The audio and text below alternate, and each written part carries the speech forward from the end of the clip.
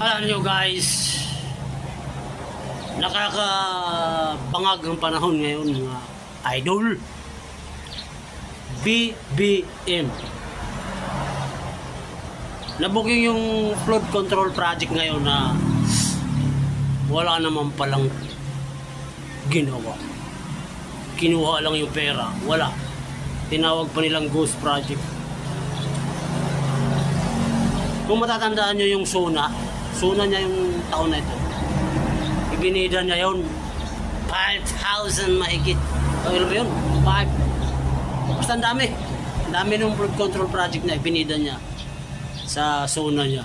Tapos palakpakan mga congressman.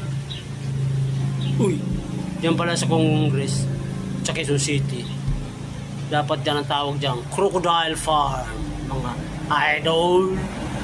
Ibinida pa niya sa Suna na, tapos siya ang pumirma. Alam niya pala na, so di alam niya na mga project na ganun. Tapos ngayon iimbestigahan niya. Bakit mo iimbestigahan? Alam mo nga kung sino mga yon. Sino yung kontratista doon? Oh, sino yung district engineer doon? Alam mo lahat yun. Naging yung pinuntahan mo nung nakaraan na dapat may flood control na nakasimento doon. Wala. O ikaw ang pumirma nung mga project na yon. Tapos ngayon iimbestigahan mo. Bakit mo pa iimbestigahan? Alam mo nga ikaw nga pumirma. Huliin mo na lahat yun. Alang ya, perlu kayo kadramahan. Alang ya. Andiyan sa Congress, andiyan yung, alam mo yan eh, lahat yung kampi mo yan eh. Paldo-paldo nga mga yan para lang sa perma kay Vice Presidente para ma-impeach, diba? Tapos ngayon eh, yung mga kaalyado mo eh, binabato doon kay Duterte. Ano ka, pumunta kayo sa Davao.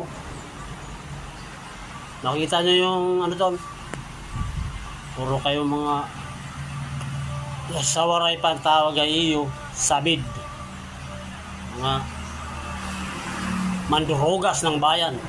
Unang-una, congressman. Tapos itong 2026 budget, ayan na naman.